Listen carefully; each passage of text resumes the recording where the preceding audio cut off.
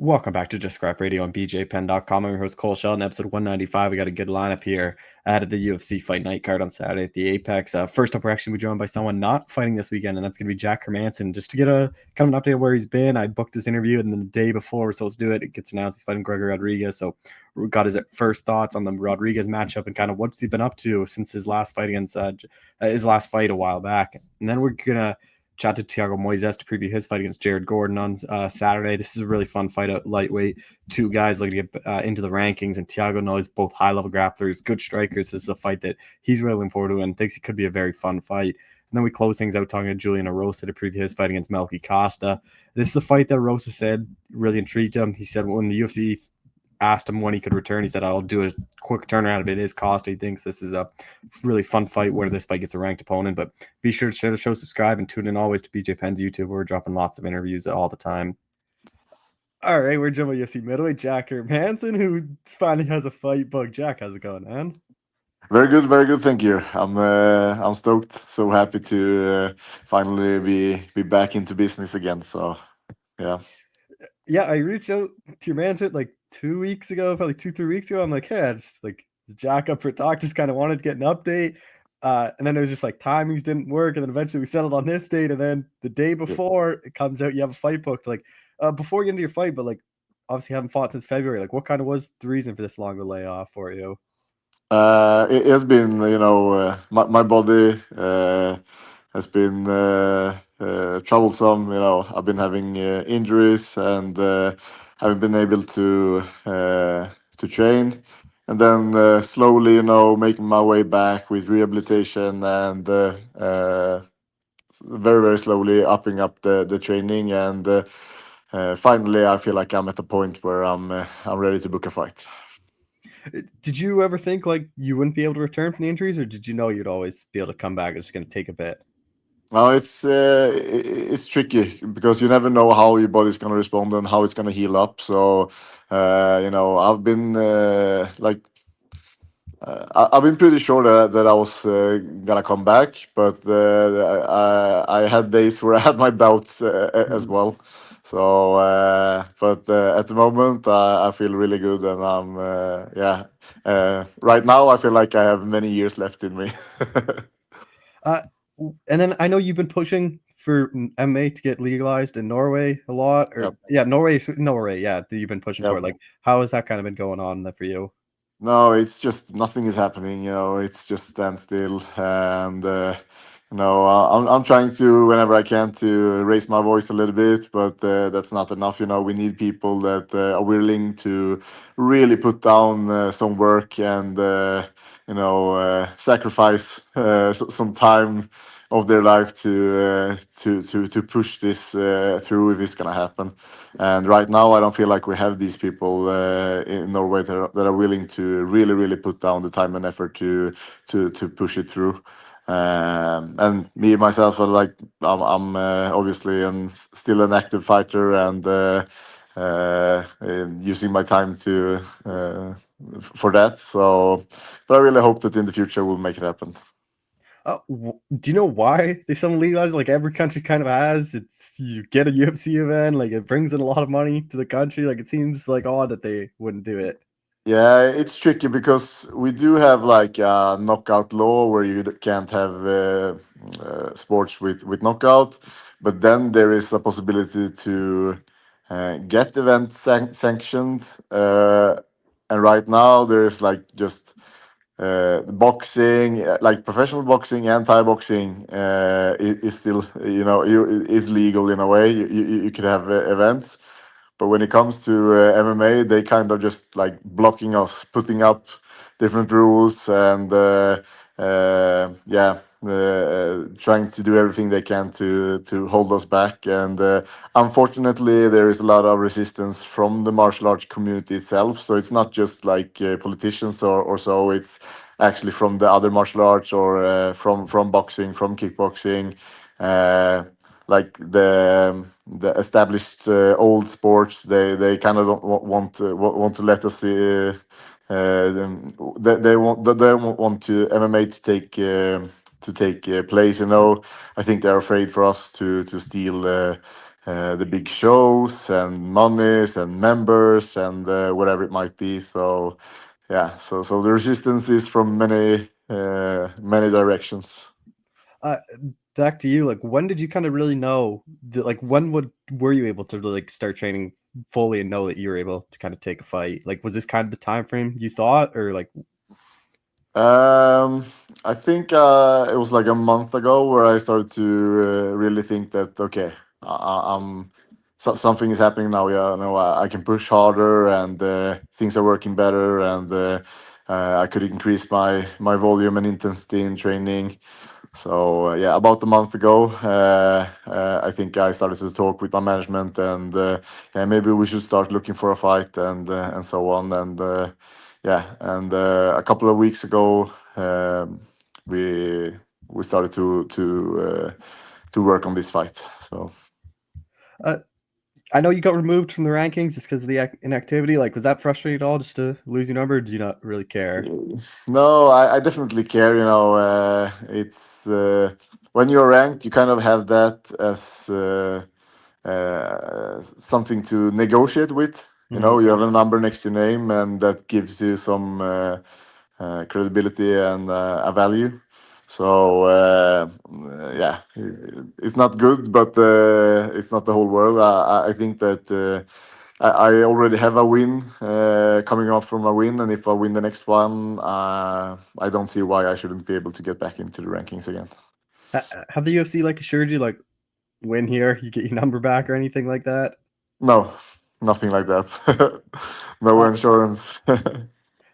how happy are you that your return fight is on such a big card like International Fight Week and it's not on just like an Apex show or something like that? That's the best thing about it, you know. Like the matchup itself, it's quite exciting, you know. But the biggest thing is obviously the timing and the card and the event. I think that's gonna be really really cool, and yeah, I'm looking forward to it. Just getting to your opponent, Gregory Rodriguez. Like, how familiar were you with him when you got this call? Quite familiar, you know. Obviously, I having that Cannoneer fight pretty fresh in my mind. But yeah, the first thing I'm thinking about is a big, strong dude, solid grappling experience, and a hard puncher. So I think I'm quite familiar with his style and who he is.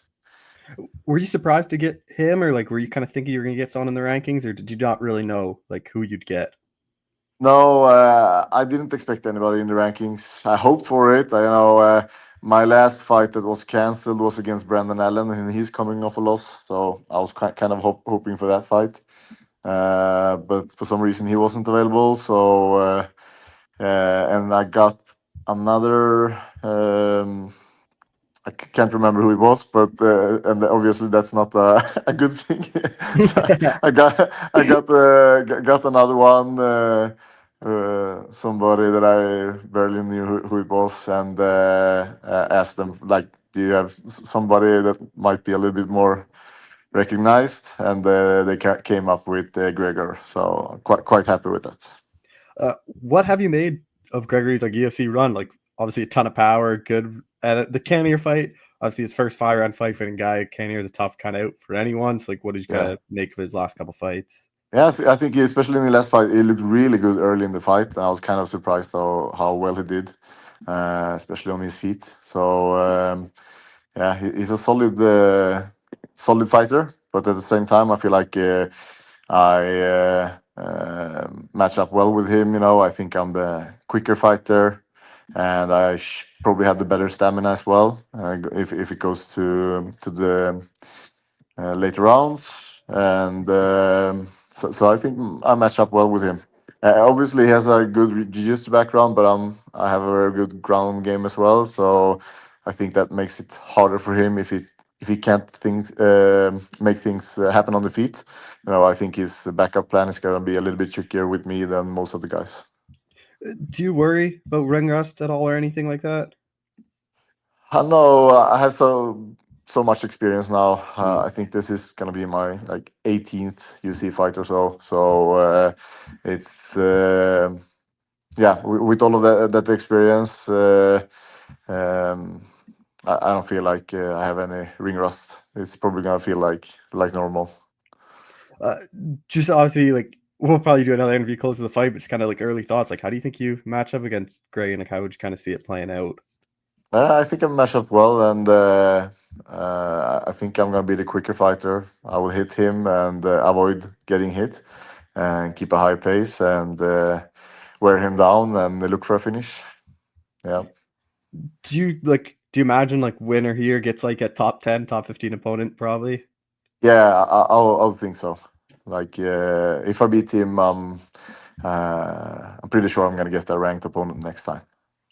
Just a couple more things on the division. Like, kind of seems like Hamzat DDP will be next. Like, how do you kind of see that fight playing out for the belt? Uh, Really looking forward to it, and I feel like DDP is probably one of the guys that could cause some problems for Kamsat. You know, he has really good stamina and keeps his power late in the fights.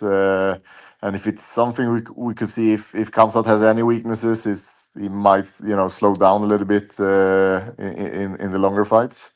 So that makes for an exciting fight, and it's going to be super interesting. I feel like Kamsat probably will have a like wrestling, grappling heavy game plan Mhm. against DDP. But yeah, he never stops fighting. So yeah, it's gonna be interesting. But I don't know who's gonna win, but I think maybe Kamsat will make it happen. We'll see. And then one fight, like not even like after this one, I just think would be fun to see is you versus RDR. Like, what have you kind of made of it? Just because you guys are high level grapplers, I think it'd be a really fun fight to watch. Like, what you kind of make of Yeah, his big win over Bo Nickel? that was really nice to see, and yeah, I kind of thought that this was going to be a bad matchup for Bo. I just knew that the Ridder wouldn't like care at all if he got taken down, and he could just like be really relaxed and or focus on his timing and his stand up. And yeah, so that was a beautiful executed fight, and I would love to fight him for sure. That's a fight that I want. So and I think it would be really cool to see, since we are probably yeah, me, him, and Dolidze might be the best grapplers in the Mhm. middleweight division. So yeah, we would really like to see that fight happening someday. What do you make it like Bo? Because I've seen a lot of people say like, "Oh, he quit in there. He just like doesn't have the heart or anything." But then it's like on the flip side, it's like his like seventh or eighth pro fight, and he's fighting Yeah, RDR, who's like a two-time double champ and one. Like it was a huge step up in competition. Like it's hard to really like. I don't really see a huge fault like in the loss. Like I don't think it would. Like I think it's probably a good thing for him to know like yeah, that's kind of the level he has it's to get to. yeah, he's in a tough position. Like he needs to kind of grow while he is fighting the best in the world. Mhm. Since he's so early in his career. So I just imagine that he's gonna get better and better. And I did not expect him to like tear through everything in the UFC and went up to the top or something like that. Since he's been like a pure wrestler when he came in. And even though he's been looking really good, I think his arsenal in the stand up is quite limited, and in the jiu-jitsu as well. So, but I do expect the great things from him, but maybe in a couple of years. So he needs to continue to work and grow, and I'm sure he will do well. Just final thing for you, like, what is kind of the goal then for you? Get this one in June, and hopefully at least one more this year. Yeah, 100%. If I could get three, I would be like super happy. Yeah. But yeah, I need to get two fights in this year. Really need to get back in there and stay active. So I hope for three, but at least two. Well, Jack, I appreciate the time. Thanks so much for doing this again. Thank you very much. Good Yeah. to be back. Okay. All right, we're joined by Thiago Moises, who's back and actually on May 17th. Thiago, how's it going? Good. How are you, man? I'm doing well. Like, I see father earlier this year picked up the win. Like, how excited are you that you were able to return pretty quickly and get another one in before the summer? Yeah, I'm very grateful, for the UFC I just fought in January. Actually, my wife, she's gonna give birth in beginning of June. So I asked the UFC that I would love to fight before that, and I'm very grateful that they gave me a fight on May 17th. So it kind of works out perfectly then, because you'll want a bit of time off anyways, and the kid will come out. Yes, I wanna. That's good because I'm gonna be able to fight, and then can come back and help my wife with the kid and enjoy our little baby girl. Your opponent, Jared Gordon, like been around a while. Like, was this guy you? Like, how did this fight kind of come together? Did you ask for it? Is it just kind of what the UFC offered? I just asked for a fight May 17th. That's what they came with, and I like the matchup. I respect Jared Gordon a lot, and as you guys know, I never turned down any fight. So here we go. For this camp, was it in Brazil or is it all back in Florida at ATT again? Yes, I'm in Florida with American Top Team. Why did you decide to do this camp at ATT then for this one? No, I haven't been here like for, I think a year. Yeah, I have been here. Yeah. What kind of drew you to ATT then? Sorry? Like, why'd you decide to go to ATT again? No, I was living in Brazil. That's why I was training in Brazil. Okay, yeah. I always lived here in Florida. Yeah. With Jared, like a really tough veteran, like you guys fight pretty similar, like very good grapplers. Like, do you just think like how do you kind of see yourself matching up against Jared? I respect him a lot. He, as you said, he's a vet. He has a lot of fights and he has a lot of heart. He doesn't stop. Doesn't stop going forward. So I'm training very hard for this fight, and I think I have the skills to beat him. I have the strength, the cardio, everything. I think it's gonna be a fun fight. Grant Dawson fought him. I know he's a big guy at ATT. So, like, have you talked to him or are you training with him? Just what kind of things he saw against Jared and kind of what things you can have success doing? Yeah. And he said what he felt in there being with Jared Gordon. He said like it's a tough guy, So I'm getting ready for that. And also we have Joaquin Silva who fought Jared Gordon also. So we were studying him a lot. Just fighting at the Apex, is that a bit disappointing, or do you not mind fighting there? I don't mind fighting there. Actually, I like fighting there. It's like close to a sparring session. You can hear your coaches. There's not much noise. So for me, it's good. Like I don't mind. Of course, with the crowd, the energy is amazing. But at the end of the day, it's just a fight. Nothing changes. And I guess for you, it's just the date. Who cares the location for you for this one? Yeah, like exactly. The date was all that matters. Yeah, just wanna go there, get the win. Get 3 checkers, hopefully, and get back home to my family. With the kid coming, like, is there a bit of added pressure? Like, not just get the win bonus, but try to get a bonus as well to really kind of set the kid up well and kind of set your family up well? Like, is there some added pressure with the kid coming? No, not really. Just focus on the fight and go out there and do my best. If I put this extra pressure, doesn't help. I don't think that helps. No, nothing changes. With kid or no kid, I don't think the fight changes. I think it's the same. How do you kind of see this one playing out then? I see myself finishing him. Yeah. Yeah. What, submission probably then, or wherever? I see me finishing him like on the feet or on the ground. Also, I'm gonna mix it up everything. Just do an MMA fight. You guys both are high-level grapplers, but your striking's underrated. We've seen kind of countless times with two really good grapplers fight. It kind of turns to these kickboxing fights, but we saw Jared and Grant grapple. So do you imagine like a lot of it will be playing out on the mat then? Yeah, I think he's gonna look for the takedown. I'm gonna look for the takedown. I'm gonna look for finish the fight on the feet. Also, I'm gonna be looking to finish him like all the time that we're gonna be there. Who were the main people you're training with for this fight? Right now, Grant Dawson, Joaquin Silva, also who fought Jared Gordon, Dakota Bush, also we had a couple training together, and Nathan Schultz, who won PFL twice, Rausch also who won PFL once. So I have like pretty good like sparring partners for this one. What is the gym like right now? Because obviously they announced Poirier's retirement fight. It seems like a lot of you guys are getting fights. It seems like the gym's probably it's always busy. But it seems like a lot of you guys are gearing up for fights. Yeah, so the energy is it's amazing. Everybody and the same energy. Try to get better, and it's really cool. Especially Dustin. He's a legend. His last fight against Max Holloway. I'm very excited for that. I think it's gonna be a great show and It an seems awesome career. it seemed like the perfect kind of fight for him for that final one because it's gonna be like a great fight Yeah, regardless of what and the happens. BMF belt also. I Yeah. think that's the cherry on the cake. So it's gonna be amazing. Who's do you know who your corner will be for this one yet?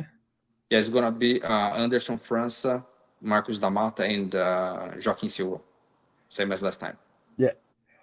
With Jared, like it kind of feels like both you guys are just on the fringe of that ranked opponent. Like, where do you think a win kind of here puts you in the division? I think a win over him can put me to fight against a ranked opponent next, or a guy closer to that rank. And you're closing on 10 UFC wins, like 2 away. Like, will that be a cool little accomplishment for you once you get there? Yeah, of course. Actually, I didn't think about that.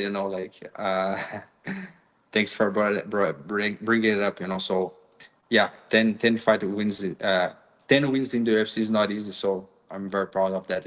We're getting close there. And but right now I'm just focused on Jared Gordon. Who's a tough opponent, and yeah, my 100% focus on him.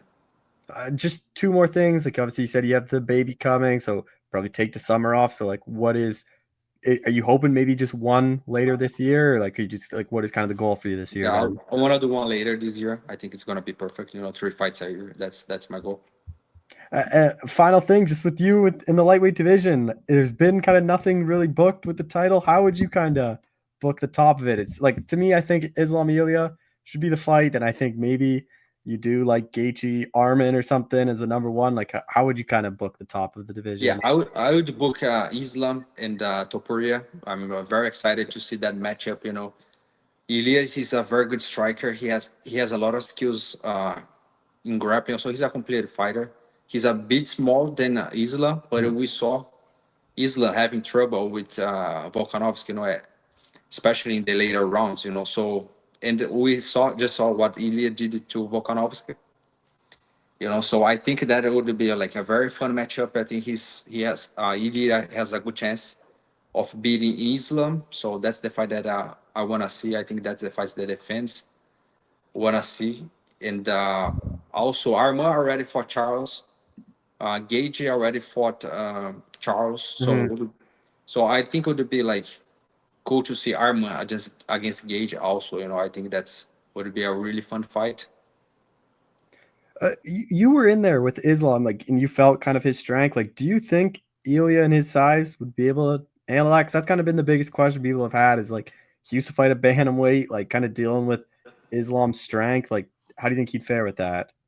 I think Isla has the advantage, because in the grappling area because of his size.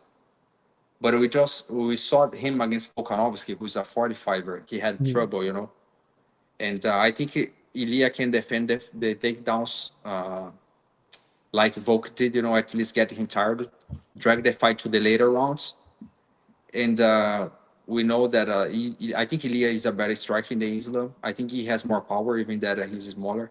So I think it would be a very good challenge for Islam. He's very strong, but I wouldn't say like he's strong, but nothing like crazy, that we don't see. Well, Thiago, I appreciate the time as always, and congrats on the kid, and good luck in the fight. Thank you, brother. I appreciate you. Yeah. Thank you.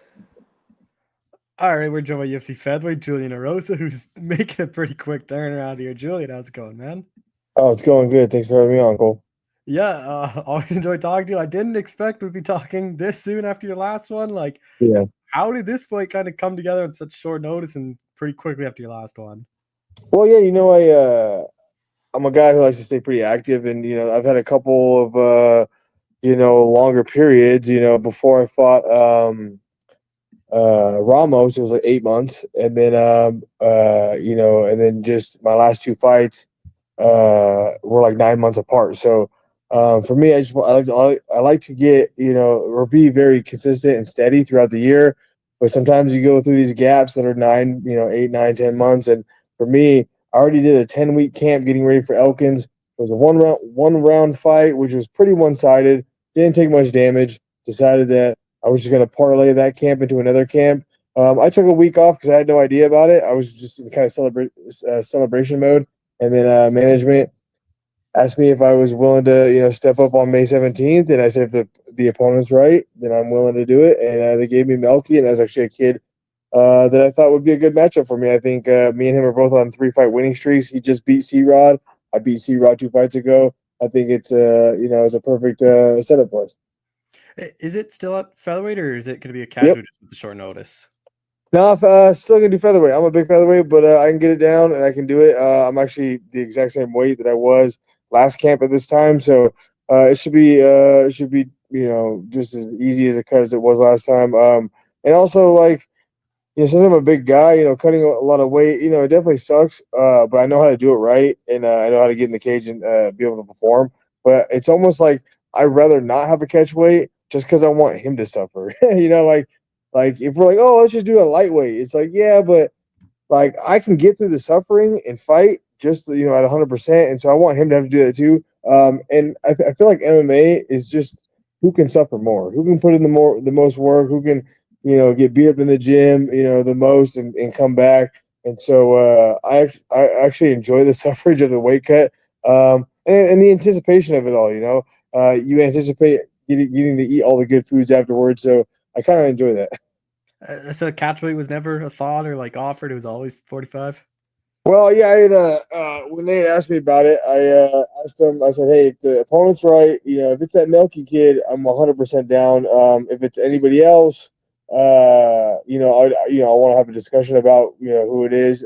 But I'd given that Melky name out, and so the UFC worked great with me. Sean, listened to my management and said, yeah, we'll try to get Melky, and they got him for me. So I feel like with the UFC, like I want to be a company man. I don't want to be like, all right, well, it's got to be this guy at this exact, at a catch weight, on a full moon underneath the star. I don't need that. Give him a bunch of different, like a long list of things that I need. I was like, if you can get that Melky kid, I'll take it. And he said he got that Melky kid, so I'm gonna take it. Why Costa? Like, what kind of drew you to want this fight?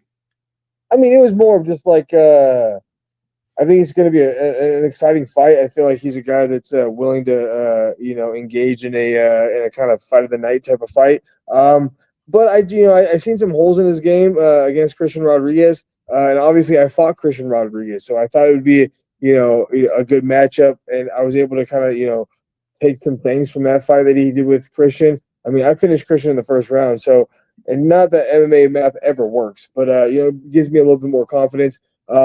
And also, there's so many dangerous guys, that's hovering around, almost top 15, hanging around at 20th area, 25th area.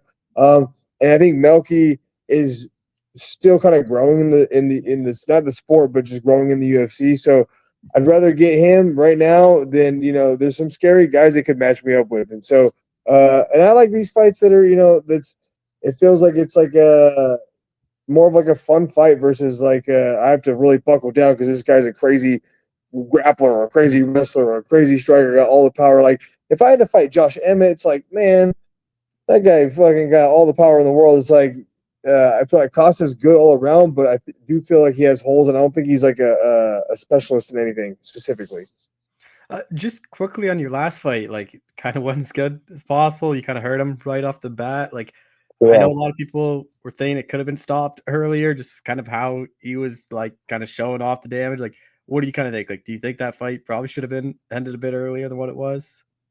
I mean, I think it's I think they shouldn't do this, but I think they do it a lot. Refs do it depending on who it is, right? Like Damage Elkins has been one of those guys who's almost been knocked out, almost been mauled in the first round, second round, and then just somehow comes back and wins these fights. I was doing a lot of study on him before my fight with him, obviously, and so I seen that he has the dog in him, and that was one of those things that I was a little worried about in the fight. And as tough as I thought the fight might turn out, it was actually the opposite. But I think it was because of my preparation for it. I told myself I wasn't gonna get into a grappling situation with him. I was gonna, if I was already doing good on the feet, just keep it there. But I think, I mean, obviously the refs gave him a little extra time in there, but I think it just comes with the territory of being the damage. Well, then with Costa, like, is there much preparation for him, or is it just kind of the couple weeks you had more just about yourself, like getting the weight down, or like how does that kind of work such a short training camp? Yeah, I think want to be a little more specific on a couple things, but I'm just back into the motions again. It's like I used to be real fixated on wanting to spar specific guys for specific opponents. I need a southpaw that kicks a lot and that's a grappler kind of guy, like to get ready for Costa. But I've realized it's actually better for me just to spar anybody because it's all about being able to adjust on the fly. Because even if you are training specifically for somebody in a specific way, you might get in there and be like, holy shit, like this is way different than I thought it was going to be. I mean, even a good example of a guy who switches up their style was Corey Sandhagen. Sandhagen was more of a stand-up guy, and then in the last couple of fights, he really showed off his wrestling and his grappling. And Chito Vera and Rob Font probably thought, oh, I'm going to stand and bang with this guy. And then, they were 25 minutes on the mat. They were having to grapple and wrestle with him. And so, just because you think you're going to see a certain type of opponent in the cage, he might be completely different. I think it's better to be able to learn on the fly than see 1,000 southpaw left kicks. Both you guys seem pretty similar. I just think like he's more probably of a grappler than you are. Like, yeah. How do you kind of think you match up against him? I mean, if he wants to get in the grappling, I think it's a heavy mistake for him because I mean I got 42 professional fights, 10 amateur fights. I've never been submitted in a fight. It's going to be a tough outing for him, and I feel like my grappling is just underrated. I think it's just because I like to strike a lot, and not only that, I'm just a big, heavy guy in the cage. I'm strong, and I think people see that. I mean, I'm a bit like thinner, but I'm taller. But I think once they feel me and they're like, God damn, this guy's actually like he feels probably like a 55er compared to some of these featherweights. And so I think it's one of those things that he's not going to realize it until we're in there. But I actually think I have the upper hand in the grappling. And I think I have the upper hand in the striking, wrestling. I think honestly everywhere I have the upper hand. And that's why I want to take this fight. I'm not saying that Melky's not a decent fighter in his own right. I'm sure he's good and he's decent everywhere. But I just think I have more experience. I've been in the game longer. And I really do think I have the tools to get him out of there. Just going to the Apex again, is that going to be weird after fighting in Miami? I know whenever we talk, you like the Apex just because it's a short trip from your home, but like, is that a bit different going from sold out to just walking out to the Apex? Yeah, man, I've actually learned to love the last two fights with Colorado and Miami, and I've learned to love being on the road again, man. It's so fun, like to see new cities and be able to fight in front of the crowds, like like you really dream of doing. The Apex has always been kind of one of those weird gray areas because just like you think about fighting in the UFC, you think about these big crowds, and then you walk into the Apex and it's like it feels like just like a handful of people. Like this is kind of weird, but no, I got I've been there a lot and I've done it.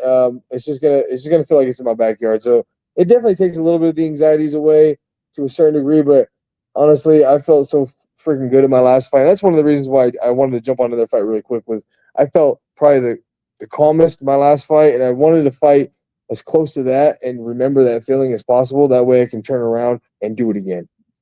How do you kind of see this one playing out then? I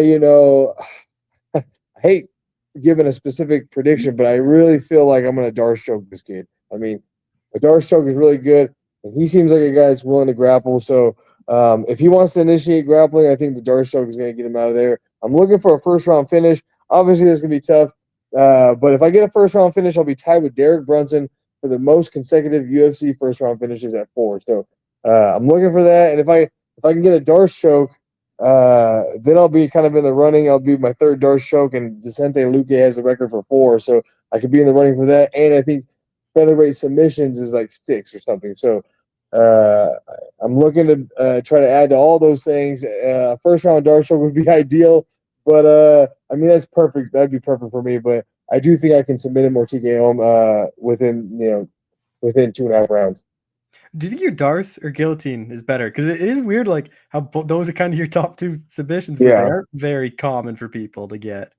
My Darce choke is going to be my number one. The guillotine's always there, and I'm really good with my guillotine, but the Darce choke is one of those that once I have it locked in, and if it's locked in, I can be in any position, and if it's locked in, it's almost 100%. Why do you think we don't see many darts or guillotines really? And then you kind of show up and just do like a bunch. You think it's like the guillotine is people don't want to give up give up top in case they don't get it, or like why do you think Yeah, we're in this common? I mean, for me specifically, like the only two guillotines I have in 52 fights in my entire career were the Ramos and C-Rod ones that were consecutive. So like I had just got more and more confident in my guillotine, but it was really more my confidence in getting out from the bottom if I had to. The Darce choke's different because if I get a Darce choke, I can end up on top. I can just bail on the Darce and get on top pretty easily. So, and I also just think, I mean, people, in fighting, I wouldn't say that the level of jujitsu is is like crazy low in the UFC, but it's not like some of these BJJ kids that are like competing BJJ. Like what I've noticed is a lot of UFC guys, they're more willing just to keep position and beat you up versus like try to jump on a choke. I think that's one of the ways that Darren Elkins has won so many of his fights is that so many people jump on chokes or had jumped on chokes and they just couldn't choke them out and they gassed themselves out and they end up getting beat up later on. And so I think it's all dependent on your opponent as well. Like I have no problem grappling from the bottom and losing position. So I don't mind going for the guillotine and going for the Darce, and they're high percentage for me. So I'll take the risk with the reward. If you get the win here, it'd be your 10th UFC win. Like, does that mean anything to you at double digits? Like, it's been kind of an up and down journey. Like 3 UFC stints, you don't really see that for people. Like, would that mean something to get double digit wins in the UFC?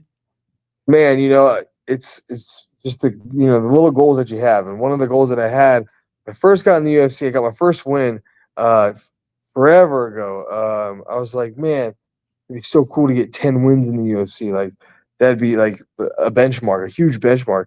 And then I lost my next fight, got cut, and then it took me a long time, a long road to get back. Went 0-3 and got cut again. I was like, oh, I was 1-4 in the UFC. Great, this is like the UFC's never gonna call me again. And then luckily, with the Sean Woodson fight and the COVID situation, I was able to parlay that into 11 fights with the UFC, 8-3, which I feel like should have been my initial UFC run. I feel like the first two were just like, I made big mistakes in those, and actually the first run I was 1-1. They just cut me, so I don't think that was a big mistake. But I think the second run I made some mistakes, and I feel this third run is how my UFC career should have been at the beginning. 8-3, with the finishes that I have, and fight of the night and the performance of the night, and the performances that I've had. Like this is how it should have been from the jump. With like, where do you think this win kind of puts you? Like, I'd have to imagine whoever wins this fight gets a ranked guy next. Yeah, I mean, if they want to give me a ranked guy, I'm cool with it. But if not, no worries. I'm just, I just love, fighting. And I've gotten to the point where it's like my last fight, like it used to be like I felt like I was like high about a win like for like weeks and weeks, and even like a month after my fight, I was like high on it, and then after I fought Elkins, it was like I was in Miami for a couple of days longer because I wanted to take my son to the beach and stuff. But after we got back, it was like 3 days afterwards, it was already in the rear view, and I was like already thinking about training and fighting again. I just wanted that feeling back again, and so I just want like quick turnarounds. I just want to fight, and I just, if it's a rain guy, or if it's not, whatever. I just want to be consistent. I want to be busy. I want to be, I'm 35 years old. Who knows how long you have? I mean, everybody wants to be a Jim Miller or a Darren Elkins where you can be winning fights in the 40s, but that's a rarity. And so I want to, get as many fights as I can as long as I'm healthy. And so I'm just really happy to get this turnaround and be able to go out there and show off again. Just final thing, like, what is the goal then for the rest of the year? Like, I know you like to be as active as possible. It took a while for you to get fights, but 2 before June, it's pretty good. It's like, what is kind of the goal for you then the rest of the year? Yeah, preferably. I mean, I got me and my wife got some stuff going on, but right after this fight, I'm gonna go back home for a little bit. And then I live in Las Vegas, but my wife, we are originally from Washington State, so we're gonna go back to Washington for a while.